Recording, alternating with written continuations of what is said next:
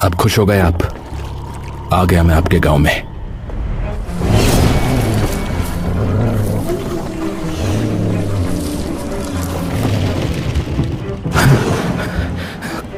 कौन है वहां?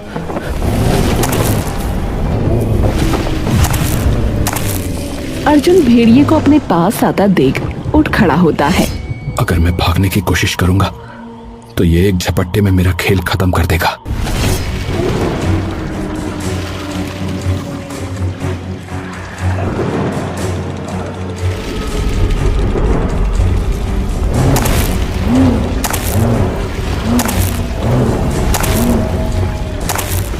कि तभी अर्जुन की नजर उसके पांव पर पड़ जाती है।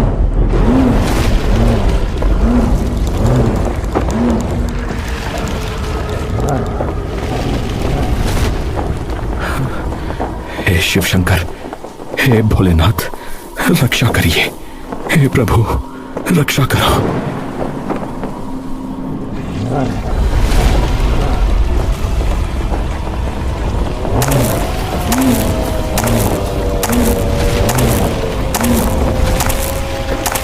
अर्जुन धीरे धीरे अपनी आंखें खोलता है। कुछ नहीं किया।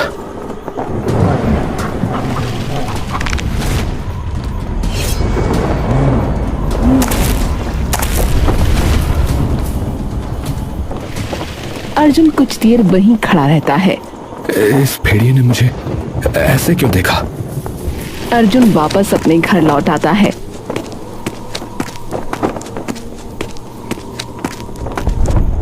अर्जुन चुपचाप अपने बिस्तर पर लेटा उसके साथ हुए हादसे के बारे में सोचता रहता है। उस भेड़िए ने कुछ भी नहीं किया, क्यों? तभी अर्जुन की मां अंदर आती है। अरे अर्जुन, आ भी गया तू? हाँ मां, बस अभी ही आया, कुछ देर पहले। तो फिर मुझे बताया क्यों नहीं? तेरे लिए कुछ बना दूं? नहीं, भूख नहीं है। माँ देखती है कि अर्जुन कुछ परेशान है। क्या हुआ? तो इतना परेशान क्यों लग रहा है? अर्जुन थोड़ी देर तक यही सोचता रहता है कि वो अपनी माँ को ये बात बताए या ना बताए। क्या हुआ? कुछ बोलेगा? माँ, आज ना जब मैं तालाब में नहा रहा था ना तो क्या? तो वहां एक भेड़िया आ गया था। उसकी माँ के मन में न जाने कैसा ज्वार उठा। क्या? माँ डरो मत माँ, मैं एकदम ठीक हूँ। उसने मुझे कुछ नहीं किया माँ। कमबख्त भेड़िए, पता नहीं कौन सा श्राप लगा हुआ है हमें। पहले तेरे पापा को मुझसे छीना और अब तेरे पीछे पड़ गया। वही पूछना है माँ कि पिताजी के साथ क्या हुआ था।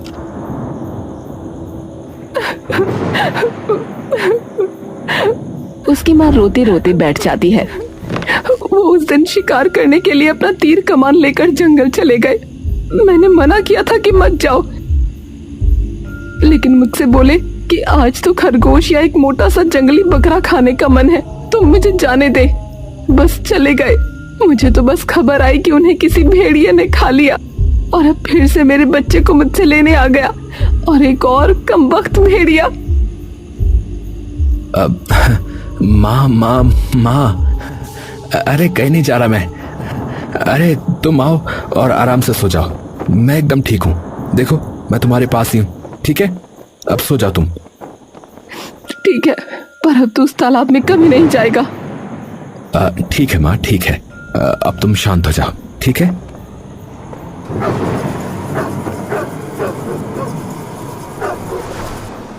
अर्जुन अपनी माँ को उनके कमरे में लिटाकर वापस आ जाता है।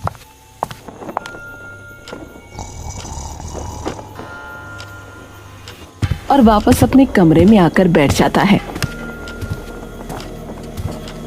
अपने पिता के बारे में वो सोचने लगता है। वो अलमारी में से एक एल्बम निकालता है।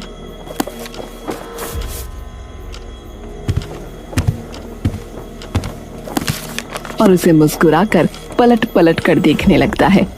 वो अपनी माँ और पापा की एक तस्वीर देखकर रुक जाता है और मुस्कुराकर उसे ध्यान से देखने लगता है। कितने प्यारे लगते थे दोनों। अर्जुन की नजर तभी तस्वीर में खड़े अपने पिता के पहने ताबीज पर जाती है। अर्जुन उस तस्वीर को अपनी आंखों के और करीब लाता है। अरे ये क्या? ये तो वही नाखून है जो उस भेड़िए के पाँव में। अर्जुन तभी ऊपर देखकर उस ताबीज के बारे में कुछ बातें याद करने लगता है। अर्जुन 5 साल का है और अपने पापा की गोद में बैठा है। पापा ये क्या है? ये नाखून। छी, गंदा। अरे ये कोई ऐसा वैसा नहीं, ये शेर का नाखून है रे। मैंने जब पहली बार शेर का शिकार किया था ना, तो मैं बड़ा खुश हुआ था। तो मैंने क्या किया पता है? मैंने उसका एक नाखून तोड़कर अपने गले में टांग लिया। हाँ, जब तुम बड़े हो जाओगे तो तुम्हें दे दूंगा, ताकि तुम्हें याद रहे कि तुम्हारे पिताजी कितने स्ट्रॉन्ग थे। समझ गए बेटा? ठीक है? ठीक है। वो नाखून तो शेर का था, फिर उस भेड़िए के पैर में कैसे आया? अर्जुन थोड़ी देर तक वहीं बैठा कुछ सोचता रहता है। इसका तो पता लगाना ही पड़ेगा।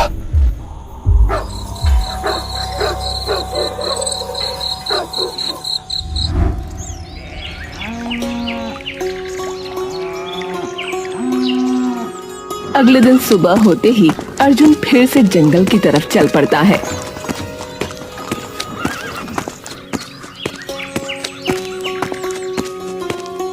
कि तभी गांव का सरपंच उसे मिल जाता है। प्रणाम मुखिया जी। हाँ, प्रणाम प्रणाम बेटा। और सुनाओ अर्जुन बेटा, कहाँ चल दिए सुबह सुबह? बस ऐसे ही जंगल की तरफ जा रहा था। ओहो, क्या काम आ गया भाई? बस एक भेड़िया है, उसी को ढूंढने जा रहा हूँ। हैं? भेड़िए को? अरे तेरा भी वैसे ही मरने का इरादा है क्या भाई? अरे मुझे कुछ नहीं कहेगा वो। हैं? क्यों नहीं कहेगा? अरे तू उसकी लुगाई है क्या? हैं? अरे चलो आप जाने दो, कोई नहीं। अच्छा वैसे एक बात बताओ, आप उस भेड़िए के बारे में जानते हो जिसने मेरे पिताजी को खाया? मैं क्यों जानूंगा भाई? मुझे तो जब खबर आई थी तेरे पिता की कि उसे किसी भेड़िए ने खा लिया है, तो अब क्या बताऊं, मैं तो डर के मारे 2 दिन तक बाहर भी नहीं निकला था बेटा। हाँ। तो उस दिन के बाद कोई हादसा हुआ इस तरीके का इस गांव में? अरे अरे शुभ शुभ बोल बेटा, शुभ शुभ बोल। ये क्या बोल रहा है तू? है नहीं नहीं, ऐसा कभी नहीं हुआ फिर बेटा। अच्छा ठीक है सरपंच जी, चलता हूँ, नमस्कार। अरे बेटा, आप मेरी चिंता मत करो, आप आराम से जाओ। हाँ, चल ठीक है बेटा।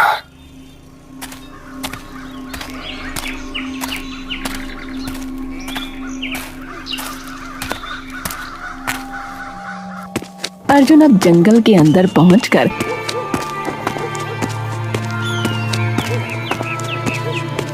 फिर उसी तालाब के आसपास उस भेड़िए की खोज शुरू कर देता है। कमाल है, सिर्फ मेरे पिताजी का शिकार, पर गांव के तो रोज न जाने कितने लोग आते होंगे इस जंगल में, फिर और किसी को कुछ क्यों नहीं हुआ? अर्जुन काफी देर तक उस भेड़िए को ढूंढते ढूंढते जंगल की गहराई में चला जाता है। जाते जाते तभी उसका पांव एक कछुए पर जा पड़ता है। क्या कर रहा है? देख के चल। अर्जुन एकदम से डरकर पीछे हो जाता है और इधर उधर देखने लगता है। अरे ये आवाज कहाँ से आई?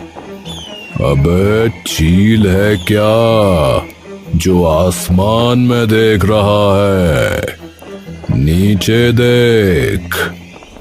अर्जुन झटपट नीचे की ओर देखता है और कछुए को देखकर एकदम से पीछे की ओर हो जाता है। कछुआ उसे गुस्से से देख रहा होता है।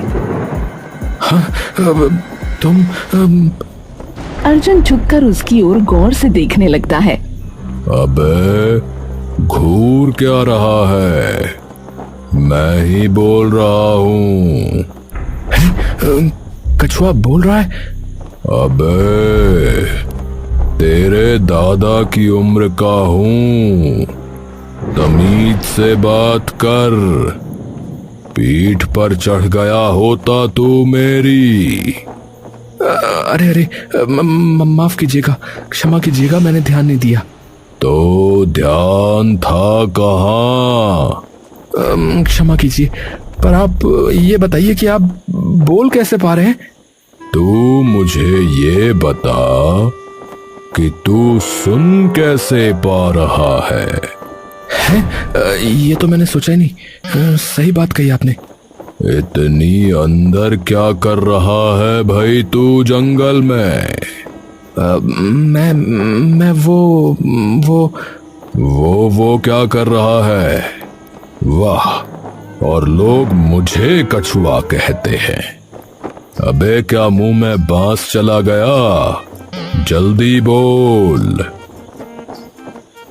वो मैं यहाँ एक कछुए को ढूंढने आया था। मुझे?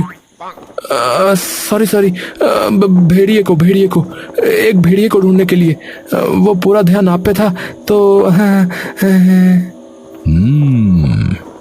तो अब ये भी बता दे कि भेड़िए को ढूंढने के लिए क्यों आया है? क्या मरने की इच्छा अधिक है या कुछ और कीड़ा है अंदर? नहीं, वो भेड़िया मुझे कुछ नहीं कहेगा। हैं? क्यों? तू पिताजी लगता है उसका क्या? बड़ा बदतमीज और खड़ूस है ये कछुआ। मैं अपने पिताजी के लिए ढूंढने आया था उसे। मतलब वो पिताजी लगता है तेरा? अरे, आप सुनेंगे मेरी बात या नहीं? देखिए, मैं जब 6 साल का था ना, तो एक भेड़िया मेरे पिताजी को इसी जंगल में मार के खा गया था।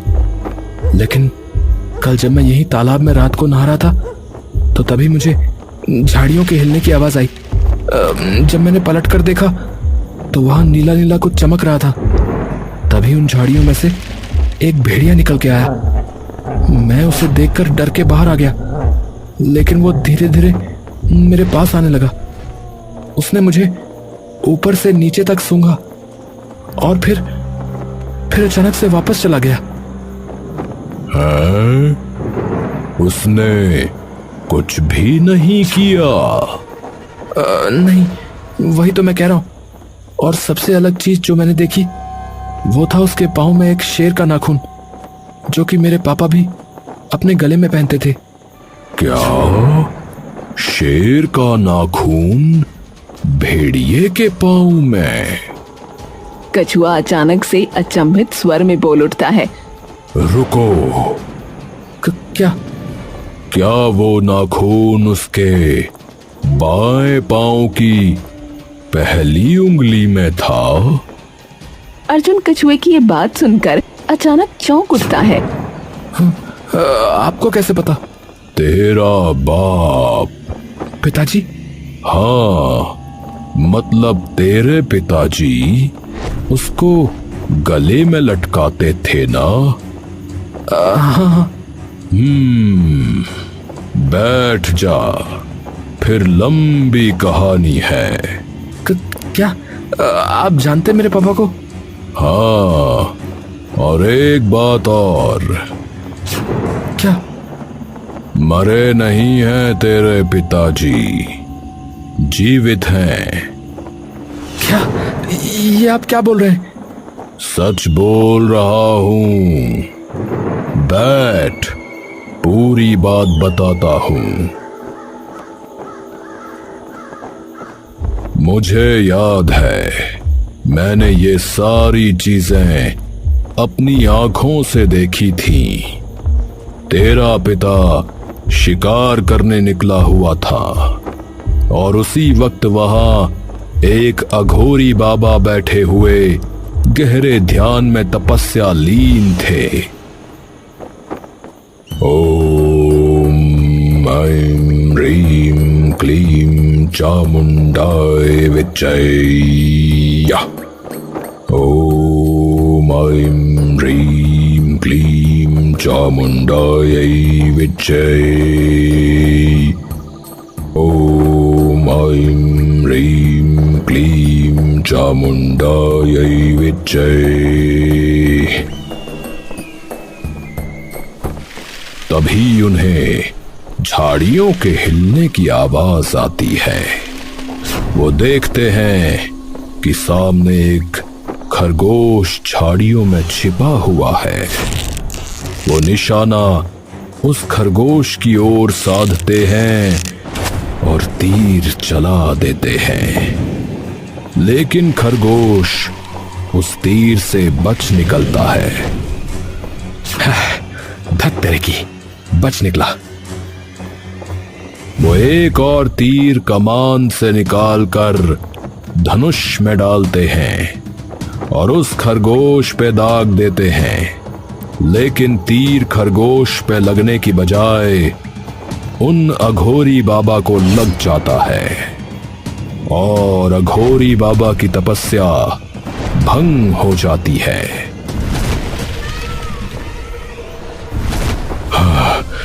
किसने? तभी तुम्हारे पिता वहां आ जाते हैं और देखते हैं कि तीर जाकर उस अघोरी बाबा को लग गया है। हे गुरुदेव, क्षमा करें गुरुदेव, क्षमा करें। ये बाण भूल से आपको लग गया। मैं तो बस इस जंगल में खरगोश का शिकार करने आया था।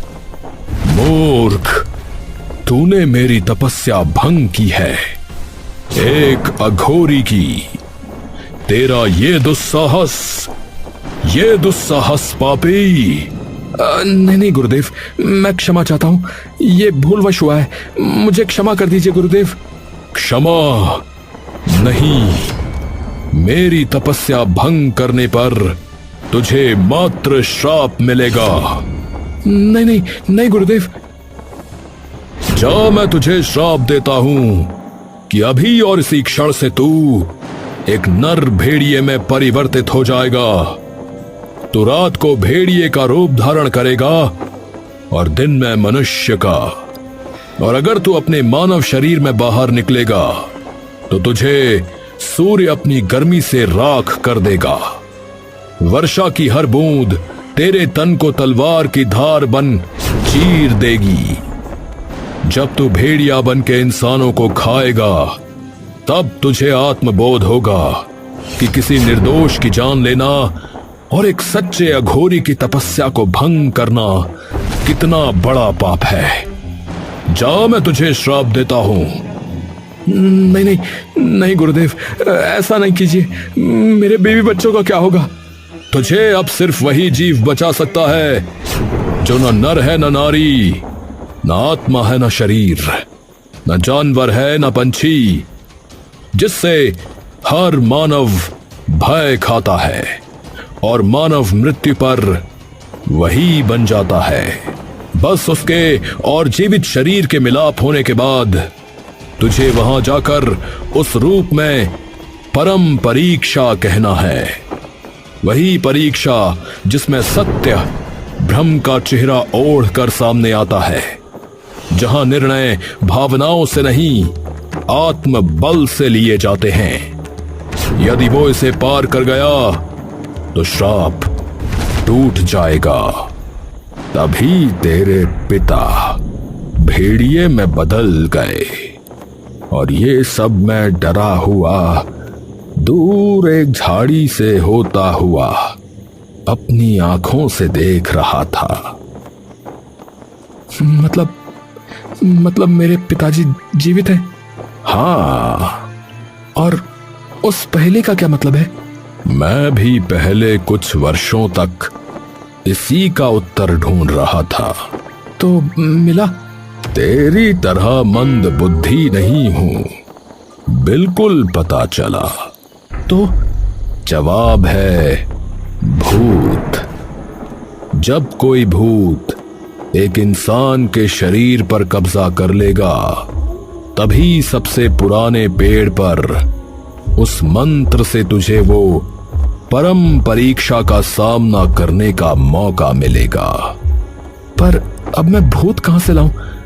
और ये कौन सी परीक्षा? इसका तो मैंने कुछ भी नहीं पढ़ा।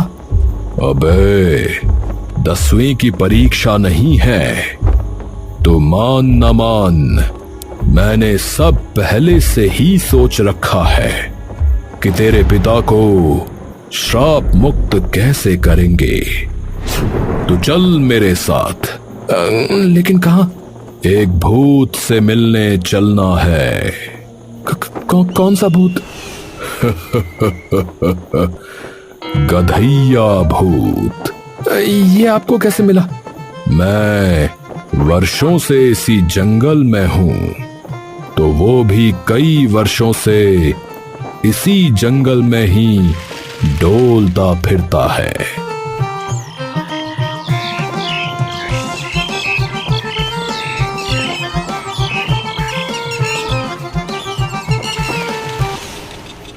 ए गधैया, ए गधैया।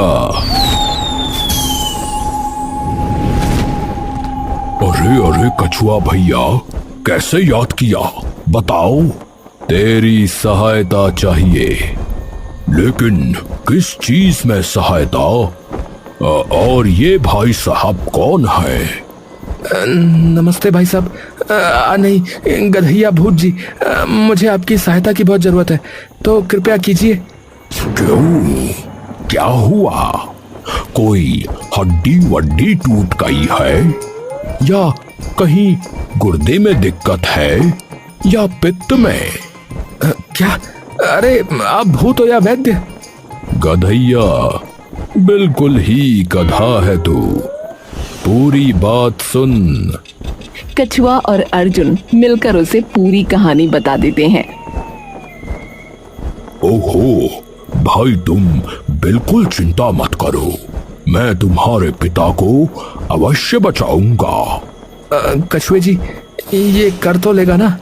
इसकी शक्ल पे मत जा, बंदा काम का है, मतलब भूत काम का है। पर अब ये कैसे पता लगेगा कि इस जंगल में सबसे पुराना पेड़ कौन सा है? वो भी मुझे पता है। आपको पता कैसे है इन चीजों का?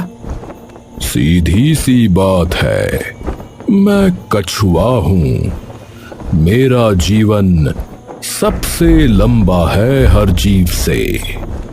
मैं 800 वर्ष का हूं और इसी जंगल में रह रहा हूं, तो मुझे सब पता है, नया क्या है और पुराना क्या। अर्जुन और गधैया दोनों ये सुनकर चौंक जाते हैं।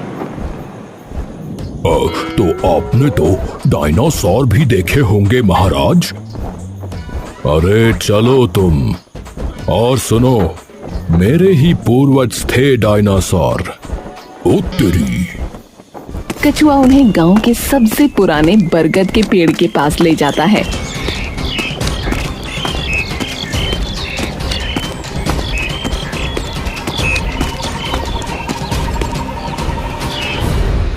अब गधैया, इसके शरीर के अंदर चले जा, अभी लो परम परीक्षा। तभी एक तरफ वो भेड़िया उनके सामने आ खड़ा होता है और दूसरी तरफ उसके पिता एक खरगोश पर तीर ताने खड़े होते हैं। गधैया तभी उसके शरीर से अलग हो जाता है। गधैया, तुम कछुए जी को लेके भागो यहाँ से। अरे पर तुम ये अकेले कैसे संभालोगे? मैं संभाल लूंगा। मेरी वजह से अगर आप लोगों को कुछ हो गया तो मैं खुद को माफ नहीं कर पाऊंगा। यहाँ तक पहुँचाने के लिए आप लोगों का बहुत बहुत धन्यवाद। अरे पर मैं तो भूत हूँ। वही तो, तुम इंसानों को डरा सकते हो, किसी भेड़िए या अघोरी वगैरह को नहीं। चलो जाओ यहाँ से। अर्जुन भेड़िए की ओर देखता है और फिर खरगोश की ओर। अर्जुन गहरी सांस भरता है। हाँ, सिर्फ आपके लिए पिताजी।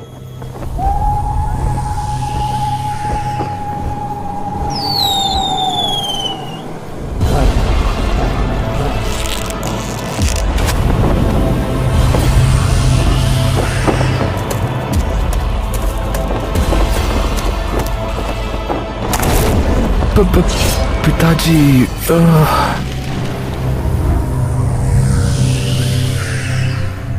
तभी अचानक अर्जुन की आंख खुलती है और वो देखता है कि वो उसी बरगद के पेड़ के पास खड़ा है।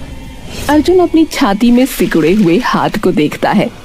मैं तो एकदम ठीक हूँ, पर ये कैसे हुआ? तुम्हारी सच्चाई से पुत्र अर्जुन। आप वही हैं जिन्होंने मेरे पिताजी को। हाँ, परंतु अब मैं तुम्हारे पिता को उस श्राप से मुक्ति देता हूँ। तो ये सब जो हुआ वो बस मेरा वहम था? नहीं, वो सब सत्य था। तुम मात्र उस खरगोश को बचाने के लिए अपनी दर्दनाक मृत्यु को झेलते रहे।